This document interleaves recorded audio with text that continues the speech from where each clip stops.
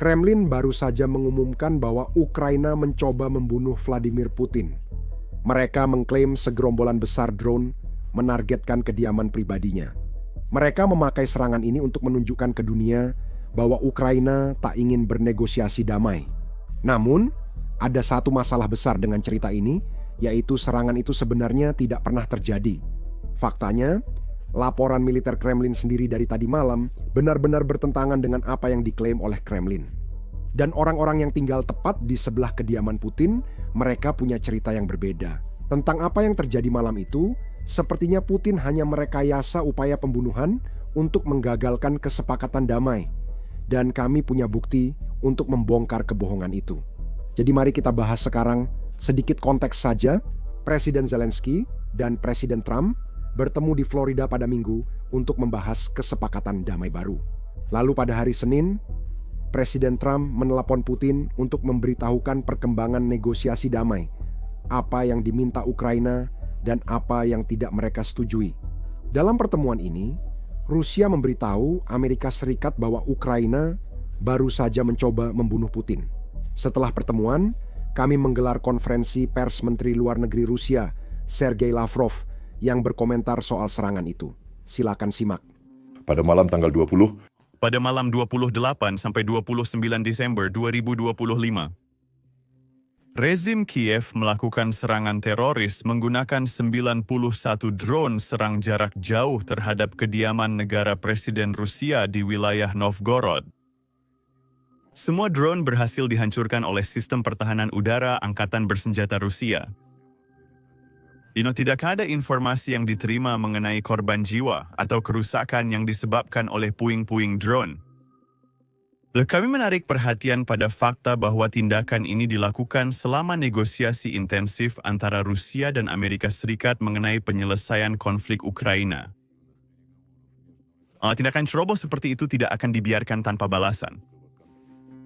Target untuk serangan balasan dan waktu pelaksanaannya oleh Angkatan Bersenjata Rusia telah ditentukan.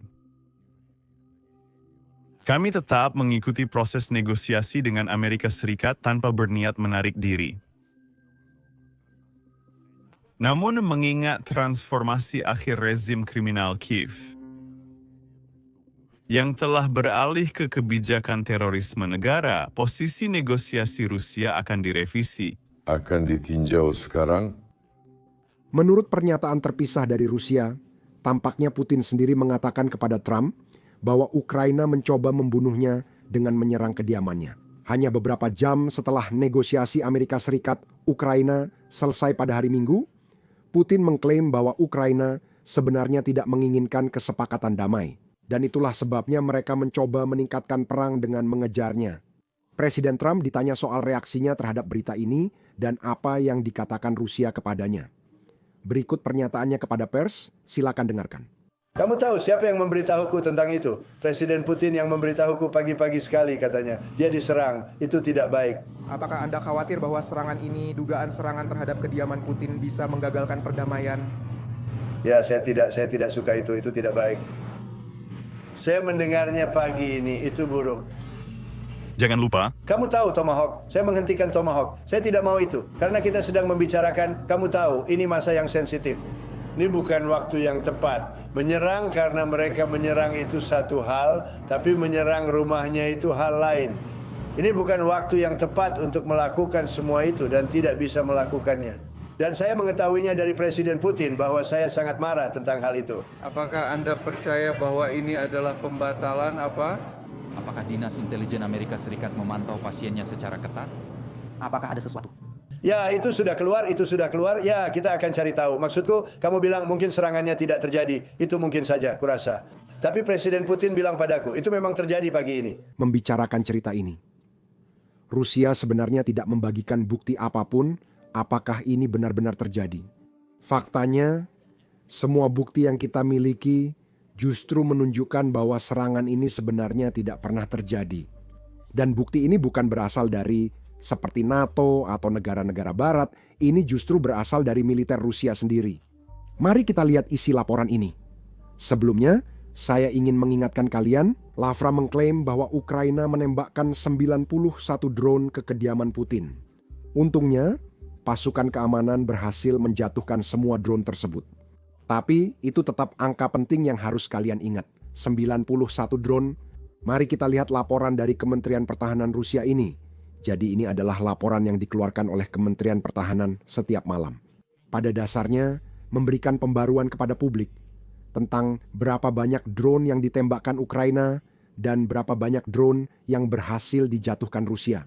Oke, mereka mengeluarkannya setiap malam dan sekarang laporan itu memberitahu kita. Menurut laporan ini, Kementerian Pertahanan Rusia mengklaim bahwa mereka hanya berhasil menjatuhkan 89 drone di seluruh Rusia. Bukan hanya di satu kota, tapi di seluruh negeri. Sekarang, jika kita melihat lebih dalam ke laporan ini, disebutkan tentang wilayah tempat kediaman Putin berada, yaitu wilayah Novgorod. Di baris kedua, Anda bisa melihatnya.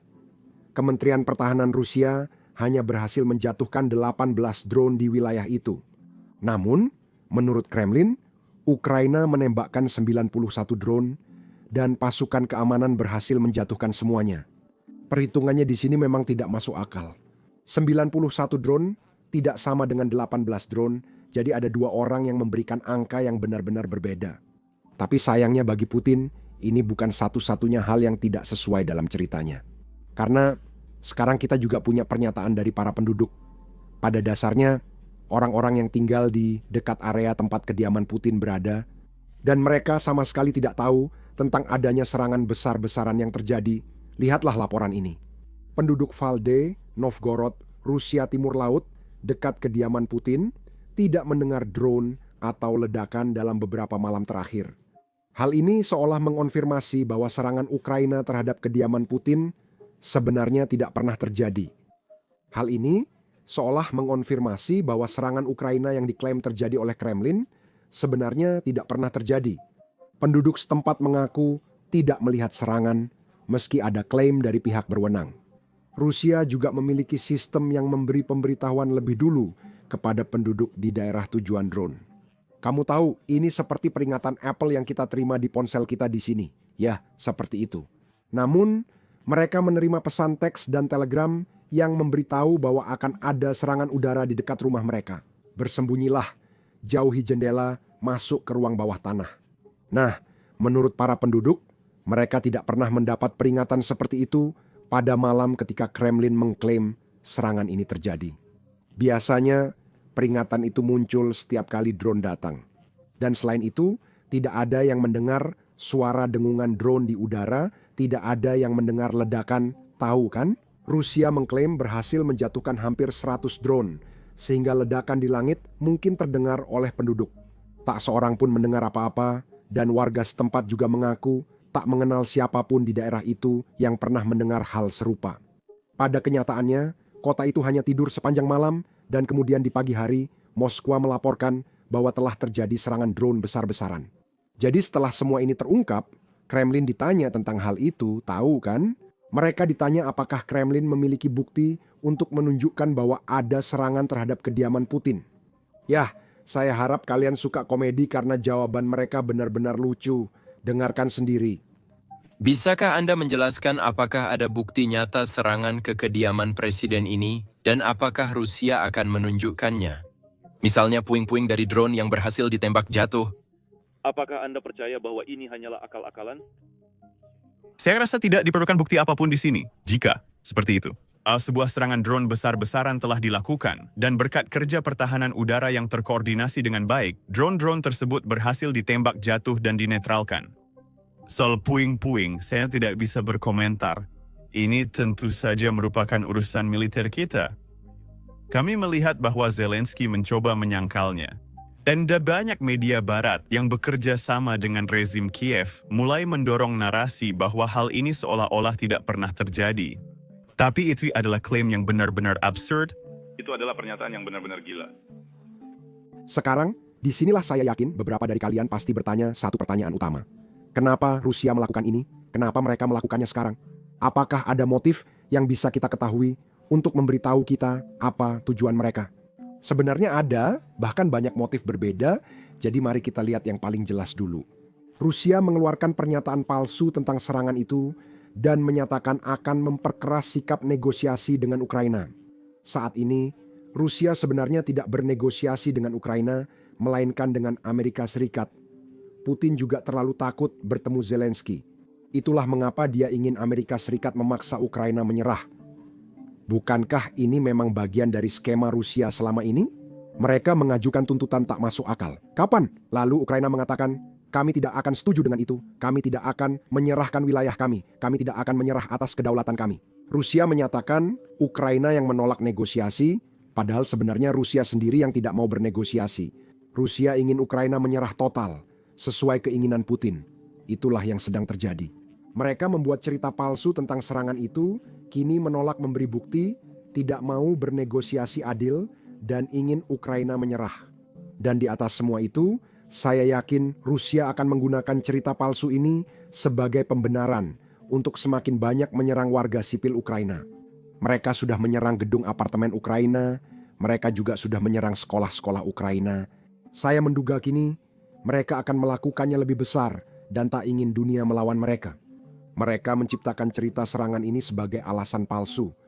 Kita sudah melihat tokoh media dan propagandis Rusia mulai membicarakan genosida massal terhadap orang Ukraina akibat serangan ini. Dengarkan baik-baik, ini benar-benar terjadi seperti tadi malam. Karena perbedaan waktu, Rusia membahas ini lebih dulu saat di Amerika Serikat masih malam. Kita harus sadar upaya ini bukan sekadar mengeliminasi presiden atau panglima tertinggi kita. Perhitungannya sederhana. Setelah menghancurkan Putin, kita akan mencari sosok pengganti dirinya. Ini berarti membutuhkan waktu. Ini mengganggu semua negosiasi. Ini adalah penghentian laju serangan, yang pada akhirnya memaksa kita mengalami kekalahan yang memalukan. Apa yang harus kita lakukan? Kita harus bertindak seperti Netanyahu, gunakan segala cara. Gunakan Oreshnik jika diperlukan, begitu juga Poseidon jika perlu. Tidak ada bedanya siapa yang memasuk senjata kepada para bajingan ini, baik Inggris atau Jerman. Ini adalah perang langsung, dan untuk itu mereka harus bertanggung jawab. Kamu harus bertanggung jawab atas hal itu. Untungnya, kita masih punya beberapa pejabat di Amerika Serikat yang tidak mempercayai cerita Rusia itu. Duta Besar NATO, Matthew Whitaker, baru-baru ini menyatakan dalam wawancara bahwa Amerika Serikat akan mengandalkan intelijennya sendiri. Untuk mengetahui apakah ini benar-benar serangan nyata atau hanya cerita yang dibuat-buat, silakan dengarkan. Ya, jadi Ukraina menyangkal serangan ini pernah terjadi. Apa yang kita ketahui, Duta Besar? Ya, saya tahu itu. Ada laporan dari pihak Rusia bahwa serangan yang diduga ini terjadi di salah satu istana kepresidenan oleh satu atau beberapa drone. Belum jelas apakah itu benar-benar terjadi. Kamu tahu Ukraina menerima serangan drone dan rudal setiap malam ke ibu kota mereka, dan kamu tahu yang bisa mereka lakukan hanyalah melawan balik. Dan kamu tahu, menurut saya dia agak kurang pantas berada sedekat ini di tengah upaya perdamaian. Ukraina benar-benar ingin mencapai kesepakatan damai dan kemudian melakukan sesuatu yang akan dianggap sembrono atau tidak membantu. Kita akan mencari kebenaran intelijen itu. Bagi saya yang terpenting adalah apa kata Dinas Intelijen Amerika Serikat dan sekutu soal apakah serangan ini benar-benar terjadi. Sangat baik, kita harus melakukannya. Salah satu masalah saat membuat video seperti ini, yang menampilkan banyak serangan drone, meski tanpa korban manusia atau tentara Rusia. YouTube sering mendemonetisasi atau membatasi video kami. Dalam seminggu terakhir, 4 video kami didemonetisasi menurut YouTube. Menampilkan serangan drone atau bahkan rekaman dari garis depan tidak ramah bagi pengiklan, dan itulah sebabnya video-video tersebut dibatasi.